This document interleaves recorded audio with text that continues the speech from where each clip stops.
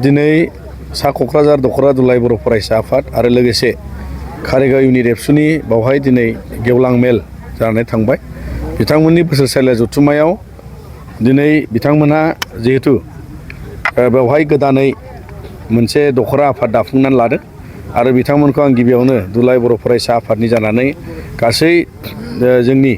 दख'रानि सिङाव बिथांमोना गाहामै गाहाम हाबा मावलाङो होननानै मिजिंथिदों। आरो बेजों लोगोसे बे कारिगाव बायदि दिनै ओनसोलावहाय जोङो बावहाय माखासे गोबां जोंनि समाजारि बिथिंजों आरो बायदि जौगाथाय बिथिं नोजोर बोनानै दुलाय बर' फरायसा आफादा जोङो बायदिसिना थासारियाव आथिखालावबो जों मोगा मोगि जायो। जेरै जोङो आदब आरो गुन गोनां सोलोंथाइनि बेलायाव जोङो जिहेतु गुन गोनां सोलोंथाइनि बाहागोआव जोंहा कारिगावआव दिनै सरकारि फोरोंसालि बादियै हाइ स्कुलनि बावहाय गोनांथि दङ। दा बेखायनो कारिगावनि भेन्सार हाइ स्कुला मोनसे दा समाव जोङो गोबां फरायसाफोर थानाय बे मोनसे फरायसालि जेराव दाबो भेन्सार जानाय दं। बेखायनो जोंनि आथिखालनि बिटिआर सरकार आरो आसाम सरकारावबो जोङो बेखौ नारसिनो जाहाथे जोंनि गासै भेन्सार स्कुलनि जेंना आरो बेबायदि सोलोंथाइ जौगानांगौनि थाखाय जेखि हाबाफारि जाया मानो स्कुलनि इनफ्रास्ट्राक्चारनिफ्राय लानानै बायदि थासारिखौ फेहेरनांगौनि फाहामनांगौनि थाखाय दिनै जोङो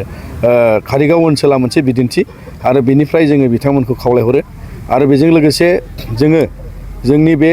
ओनसोलाव गोग्गो समाज दानायाव बायदिसिना जोंनि बिमा बिफा दिथागिरि जों बयखौबो खावलायगोन जाहाथे जोंनि फेग्रा मुवा बावहाय जौ एबा सिगारेट बिरि थांखु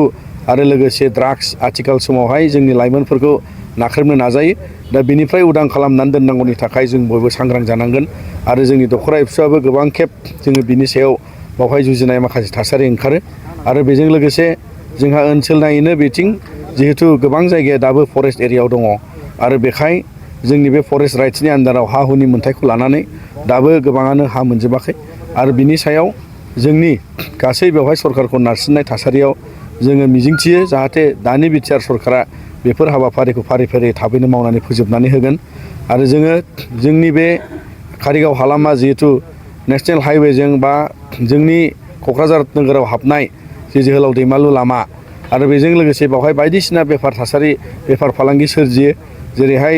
बोथोर नायै बोथोर गोबां माने बेहाय फालांगिरिफ्रा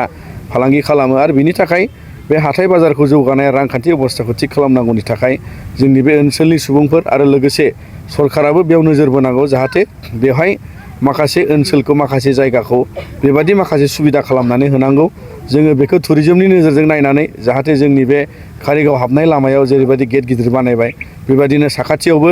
सेर सेराव जाहाथे माखासे गला दखान लुनानै होयो आरो बिनि थाखाय जों दख'रा दुलाय बर' फरायसा आफादा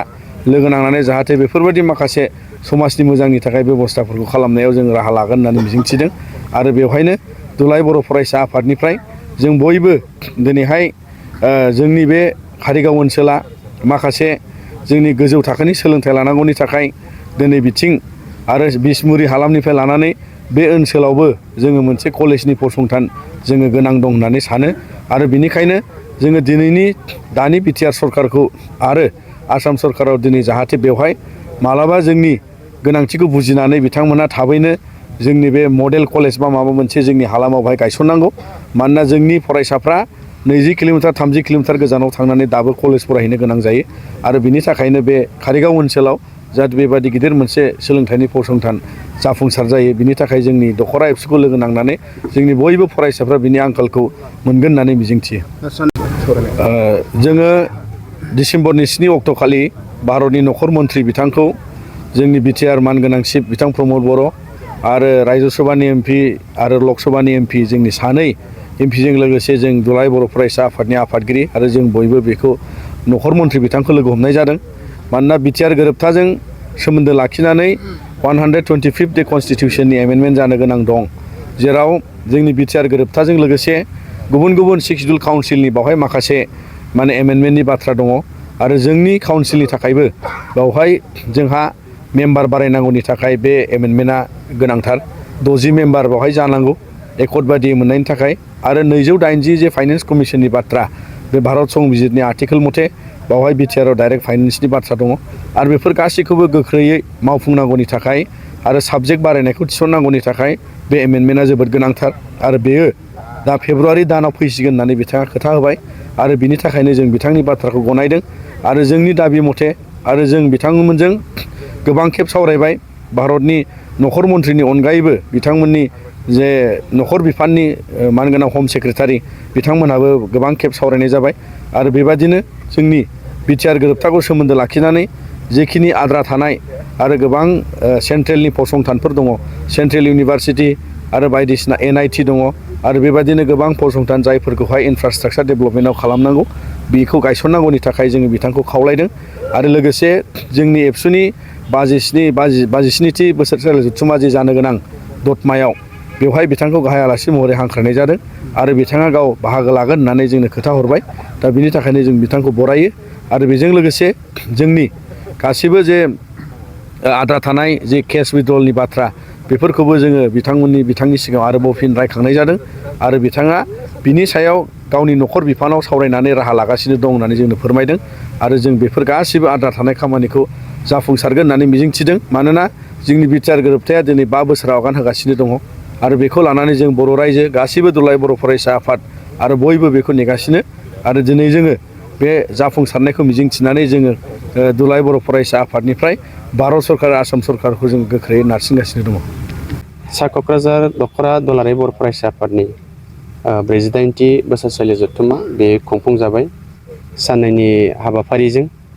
गिबि सान हिसाबै जोङो सेथि सानाव गथ'साफोरनि थुनलाइ बादायनाय जोङो बेखौ होदों आरो जोङो बेवहाय नैथि सान हिसाबै जोंनि आफादारि फिरफिला होनाय मुंख्लंफोरनो मान बावनाय बड'फानि मुसुखायाव बिबार बावनाय लोगोसेनो बेजों जों गेवलां मेल खुंफुंदों आरो बे गेवलां मेलावनो जोंनिनो 30 नं सानजा क'क्राझार बियाबनि मानिजाथाव एमएलए लरेन्स इस्लारि बिथाङा बेखेवगिरि हिसाबै बाहागो लादों आरो जोंनि दख'रा आफादजों दिहुनजानाय 8थि उलुं खुगा लाइसि बेखौबो बिथाङा बेखेवनानै होलांदों आरो गाहाय आलासि महरै दुलाराय बर' फरायसा आफादनि लोगो आफादगिरि मानिजाथाव खोरोमदाव औवारि सार बिथाङा जोंनि बे गेवलां मेलाव बाहागो लादों आरो जोङो बेवहाय डेलिगेटआवहाय जोङो गोबां बाथ्राफोरखौ बेयाव सावरायनाय जादों आरो बेवहाय जोङो मोनसे थांखि आजावना लादों जेरै जिल्ला आफाद आरो मिरु आफादाहाय जेरै फरायसाफोरनि टेलेन्ट सार्च खुङो बेबायदियैनो जों दख'रा आफादाबो देग्लायनिफ्राय एलपि स्कुलावहाय टेलेन्ट सार्च खुंनाय बे थांखिखौ दख'रा आफादा आजावना लादों आरो बेवहाय जोंनि ओनसोल हिसाबै आथिखालाव लाइमोनफोरनि जे गोबां ड्राग्स एडिक्टेड जानाय मबाइल एडिक्टेड जानाय बेखौ जों बांबोबाय थानायखौ नुदों बेनि सायाव जोङो हाबा मावनो थाखाय दख'रा आफादा स्पेसियेलि जों थांखि आजावदों जों लाइमोनफोरखौ लोगो हमनानै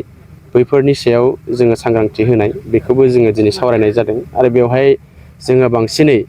जोङो फैबाय थानाय जोंहा गल्डेन जुबलि जोङो जानो थांगासिनो दख'रा आफादा बेखौ जों बोरै खुंफुंनो हायो बेनि सायावबो जोङो बेवहाय गुवारै सावरायनाय जादों बेखिनि दैदेनगिरि हिसाबै सावरायनाय जादों बेवहाय डेलिगेटआवहाय जोङो गोजाम मोनसे बिबानगिरिखौनो जेरै आफादगिरि हिसाबै आं आरो गाहाय नेहाथारि हिसाबै आगुनिनो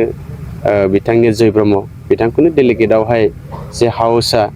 दिनै गायसननाय हिसाबै जोङो बेखौ गनायनानै लानाय जादों आफादगिरि आरो गाहाय नेहाथारि सिगांनि दैदेनगिरि हिसाबै आरो आथिखालावबो बे बिबानफोरखौ जोङो रुजुनफिननाय जादों।